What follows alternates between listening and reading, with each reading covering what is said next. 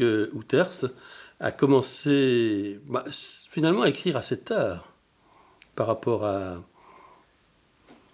l'habituel moment où on commence, vers 20-25 ans, après les études de droit, oui, avec, comment vais-je dire, un premier métier, en fait, une entrée dans la fonction de fonctionnaire, parce que c'est bien le répétitif qui est le meilleur pour désigner la chose, et pour donner un premier roman qui paraîtra chez Gallimard, et qui est L'Ordre du jour, qui verra aussi son adaptation cinématographique par Michel Kefli quelques années plus tard. Alors on va commencer par là. De quoi s'agit-il? De ce regard mi-tendre, un peu mi-ironique, oui, mi-tendre aussi, et mi-ironique sur le monde des fonctionnaires. Entrons par là. Vous êtes toujours fonctionnaire, Jean-Luc, aujourd'hui. Le roman ne vous a pas fait quitter la fonction, quoi, en fait.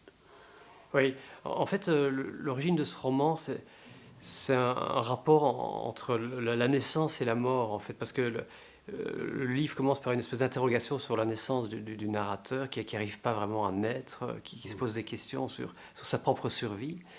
Et alors le monde des fonctionnaires, que j'ai toujours vu un peu comme un monde où rôdait la mort. J'étais frappé dans mon premier travail de voir à quel point les gens mouraient en fait plus rapidement là qu'ailleurs. Certains étaient victimes d'accidents, d'autres Ça commence par là. On apprend d'ailleurs que Madame Verbier de Ribeaucourt vient de mourir, que Monsieur Libert vient de passer aussi l'arme à gauche, Madame ou Monsieur Valberg également, et puis que Madame Dupuis, on saura qu'elle va être condamnée à mort, à assassiner son mari. Alors ça démarre sur les chapeaux de roue, si j'ose dire, avec des cadavres. Oui, c'est ça. Il y a donc cette espèce de mort qui est à l'œuvre dans le milieu des fonctionnaires. Et ces morts que je décris sont des morts réelles qui m'ont vraiment entouré et qui était un peu le moteur de l'écriture de ce roman. Je me suis dit, mais au fond, qu'est-ce qui se passe chez ces fonctionnaires où tout le monde meurt? Alors je me suis aussi demandé si finalement la mort symbolique n'était pas aussi à l'œuvre dans le milieu de la fonction publique. On voit un peu les gens s'éteindre, de devenir gris, quoi, et donc mourir symboliquement. Et il y a une phrase, si je me alors rappelle qu'ils bien, sont engagés à vie. oui, c'est ça, nommés à vie, nous n'avions plus qu'à attendre la mort. Oui, c'est un peu la phrase. Le résumé, quoi. Le résumé de la chose. Et j'ai poursuivi cette réflexion après sur les fonctionnaires dans le corps de métier, sur ce rapport qui... Nous sommes déjà dans le deuxième livre, là. Ouais, mais qui a entre le corps et le métier.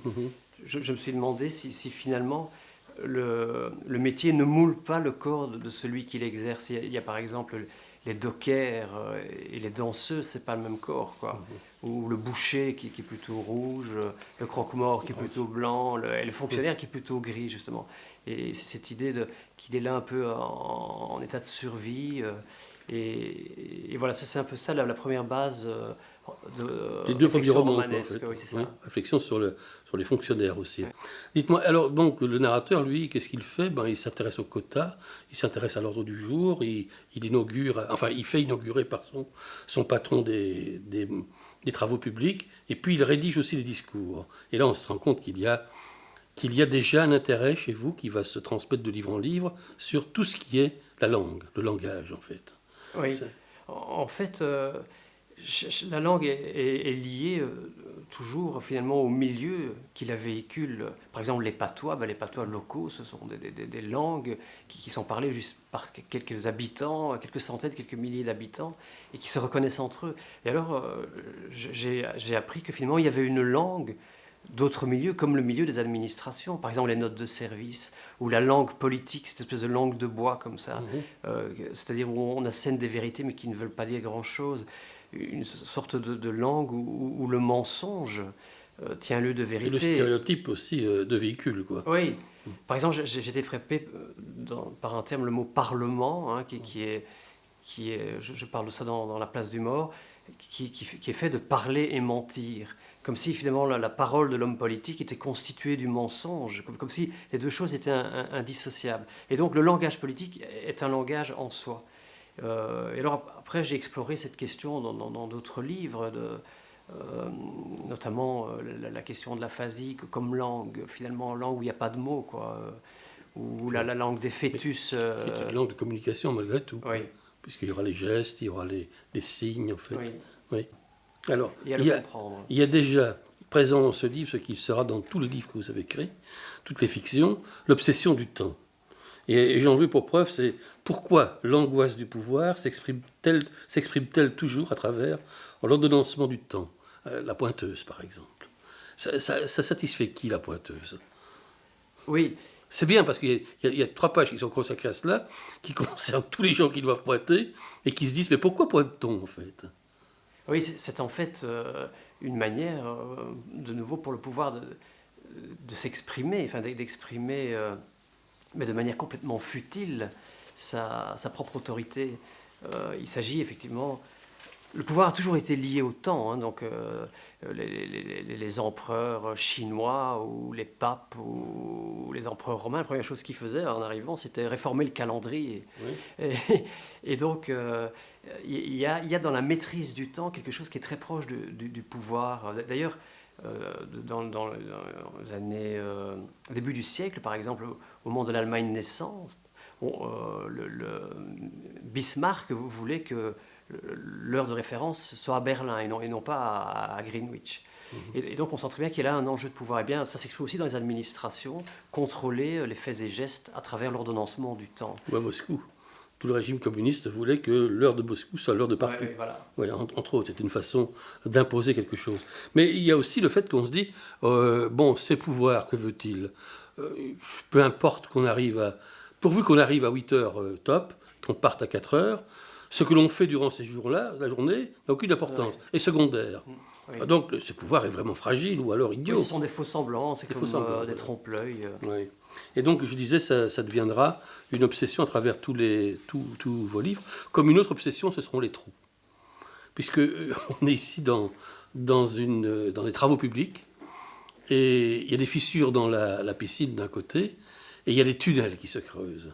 Et alors, je me souviens que on a l'impression que Bruxelles est vraiment une ville minée de tunnels, et on va voir que le trou va revenir véritablement dans le trou du budget de l'État aussi par la suite, et que donc voilà une deuxième obsession de l'univers d'Outers. Après le temps, voilà le trou, le gruyère, en fait. Oui, il y a tout ce qui est souterrain, tout ce qui est tout ce qui ne se est voit excavé, pas. Oui. On imagine, c'est un peu lié aussi à Bruxelles, hein, qui est une ville d'ailleurs qui a muré son propre fleuve. Et c'est ces tunnels inexplicables qui percent cette ville comme un gruyère. Ça n'existe nulle part au monde. Jean-Luc, il y a une phrase que vous ne cessez de dire, c'est « Dans l'inconscient bruxellois, il y a une taupe qui travaille ». Et alors, je reprends la même phrase. Vous allez dire « Oui, c'est bien juste. On creuse et on creuse. On creuse aujourd'hui, et puis un mois après, on ne sait plus où on en est parce qu'on est ailleurs. » Le début, d'ailleurs, de la place du Mort commence par on s'est gouré aussi en voiture et on se trouve à Kuckelberg. Et donc on va vers la mer plutôt que vers le sud par la suite. Mais ce qui me retient aussi, c'est le mot inconscient. C'est-à-dire qu'on n'a pas dit que le premier héros de votre premier livre est en psychanalyse. Et que ça a une importance incroyable d'un livre à l'autre aussi, la psychanalyse. Troisième obsession, la psychanalyse. Oui, mais pour en revenir au trou, il y a effectivement quelque chose d'inconscient, l'idée de creuser tout le temps, comme si creuser était le moyen de trouver la vérité. Et forcément, ça nous ramène à l'affaire du trou, puisque pendant cette fameuse affaire, qu'est-ce qu'on a vu à la télévision? On voyait des excavatrices tous les jours qui creusaient le sol pour essayer de trouver les Vous disiez dans certaines interventions que vous avez faites dans la presse internationale, même dans Libération, c'était justement ce rapport-là, ce creusement tout le temps. Et alors, ça se passait au moment où l'État belge devait régler ses problèmes de dette par rapport aux critères européens. Et donc, la dette, c'est aussi un trou. Et alors, il y avait cette espèce de convergence entre l'idée que tout le monde creusait pour essayer de trouver des corps, donc pour trouver une sorte de vérité, et que pendant ce temps-là, les hommes politiques, qui ne se rendaient pas compte du séisme qui sévissait sous leurs pieds, eux essayaient de régler le problème d'un autre trou qui était celui de la dette publique. Enfin, je parle de ça dans la Compagnie des eaux. La Compagnie des eaux, on va y arriver parce que justement, dans la Compagnie des eaux, il y a la quatrième obsession, c'est vraiment que vous êtes un obsédé, hein, sont les eaux, justement. Et ce n'est pas n'importe quelles eaux, puisqu'on la relie à la psychanalyse, ce sont les eaux intra-utérines, c'est le liquide amniotique. Il y a comme chez l'individu écrivain Outers, quelqu'un qui dit « Mais qu'est-ce que c'est que cette naissance, ce cri primal, ce passage d'une respiration à une autre, finalement du petit nageur que l'on est ?» Et puis son fils, même dans un des textes, s'appelle Jonas, n'oubliez pas, et qui vient à l'air libre, qui rencontre cette douleur du monde, et puis celui qui appréhende toujours la mort. Oui, en fait, oui, la difficulté de naître, c'est quelque chose qui est présent dans mes livres. C'est cette idée que naître est une douleur, une épreuve. Oui. Dans le réel, vous êtes né difficilement, là, hein, puisque vous êtes né 3 jours avant la mort de Staline, Oui, et il vous délivre, il vous délivre en ça c'est quelque mon sorte. héros, c'est mon héros. Mais oui, il y a cette idée de naissance. Enfin, il suffit d'assister à la naissance d'un bébé pour se rendre compte qu'on est proche de la mort. Enfin, je sais pas, moi, ça m'a toujours frappé, cette espèce de silence que déchire tout d'un coup le cri de cet enfant, c'est le cri primal qu'on appelle le vagissement. C'est la seule fois d'ailleurs où l'enfant hurle de cette manière, alors que par exemple pour un oiseau, on parle d'éclosion, donc il brise gentiment sa coquille. Et alors c'est aussi la naissance, mais on a l'impression qu'il y a un seul mot qui désigne deux réalités complètement différentes. Alors justement, on revient à ce livre charnière, parce que c'est un grand livre dans lequel vous avez peut-être mis le plus pulsionnel, le plus comment vais-je dire, bah oui, le plus affectif de vous-même, je dirais, c'est avoir la place du mort. Alors la place du mort, c'est la cinquième obsession que vous avez. C'est finalement pas seulement le fait de partir avec quelqu'un qui est aphasique, qui est le père du narrateur, et de faire un dernier voyage initiatique et de mémoire, en quelque sorte, en 11 jours, qui va conduire de la mer du Nord au sud de la France, en passant par Genève et la Suisse, où il va mourir. Ce n'est pas cela le temps, c'est aussi le fait que, du fait qu'il est aphasique, qu'il a été brillant durant toute sa vie, qu'il s'exprimait avec une facilité locutoire sans précédent. Et je pense, puisque c'était votre père, que la plupart d'entre nous ont été au fait, l'ont entendu et l'ont reconnu comme tel. C'était un des plus brillants, comment vais-je dire, orateurs qui soit dans ce pays, hein, il faut le dire.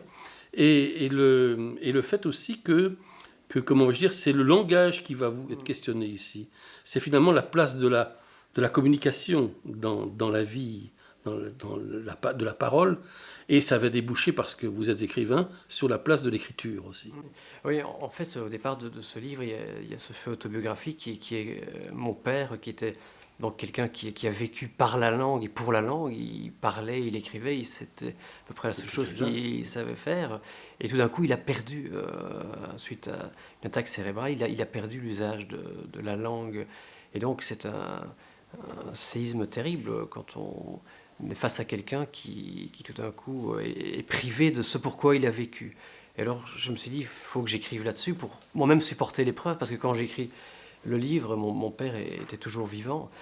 Et, et alors je me suis dit, au fond, j'ai affaire là à un autre homme.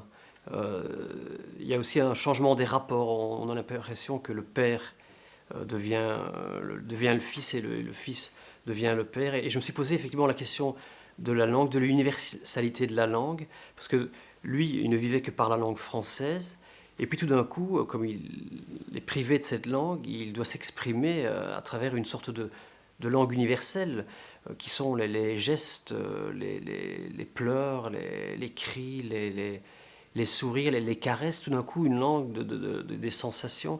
Et je me suis demandé dans ce livre si, au-delà ou en deçà de la langue que nous parlons tous, il n'y avait pas une sorte de langue universelle qui serait la langue d'avant la langue, en fait, la langue qui est aussi celle des fœtus. Là, on revient à l'autre bouquin, la Compagnie des eaux, parce que finalement les fœtus, avant de parler, ben, ils sont ouverts à toutes les langues.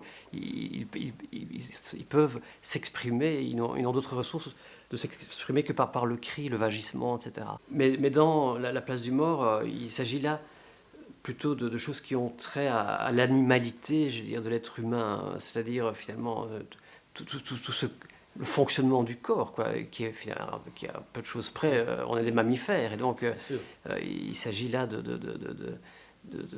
Ça, c'est quelque chose qui vous passionne, parce que la Compagnie des eaux commence au Musée des sciences naturelles avec les iguanodons de Bernissart, les œufs, oui, oui. et avec au commencement était l'œuf, quoi, en fait. Oui, c'est ça. Donc, l'animalité était le commencement. Oui, là, le héros est effectivement spécialiste de la reproduction des reptiles, etc. Et donc, il s'intéresse aux reptiles, aux animaux de manière générale. Mais je me suis intéressé aux animaux aussi dans Corps de métier, parce qu'il y a là quelque chose de primaire, c'est-à-dire ce par quoi l'homme existe sans le langage. Donc les choses essentielles, manger, bouffer, baiser, Ouais. toutes ces choses pour lesquelles il ne faut pas parler, quoi. Alors tous les jours, vous allez au bureau, vous aussi, et vous êtes en proie au temps qui passe, aux employés dont vous avez moqué les patrons. Alors, qu'est-ce qui se passe en fait pour quelqu'un qui peut d'un côté Oui. écrire comme ça et qui doit vivre au jour le jour une fonction telle que la vôtre? Mais oui, mais c'est marrant parce qu'en fait, comme vous avez aussi travaillé beaucoup dans des bureaux et que vous écrivez aussi, on en revient à cette question, qu'est-ce que le temps des bureaux? Et en fait, moi, je suis frappé par le fait que le temps des bureaux est un temps qui est d'une fluidité totale, qui laisse l'être sans repère. Si par exemple, on devait vous dire, tiens, qu'est-ce que vous avez fait l'année passée au bureau? Vous n'en savez plus rien, c'est des choses qui se sont passées. Tandis que si on vous dit quand vous avez sorti votre bouquin X ou Y, ah oui, ça c'était il y a 2 ans, c'était en février 1999, etc. Et donc là, vous avez fait un bébé, là vous savez quand c'était. Et donc là, toutes ces choses-là sont des choses extrêmement palpables en termes de repères. Tandis que le temps du travail, le temps en tout cas des administrations n'existe pas. Il n'existe qu'à l'air que comme fluidité. Et donc nous, ce pourquoi on écrit, je crois, enfin, je sais pas, c'est justement pour essayer de baliser notre propre repère. C'est pour essayer que quelque part on ait une date à laquelle s'accrocher.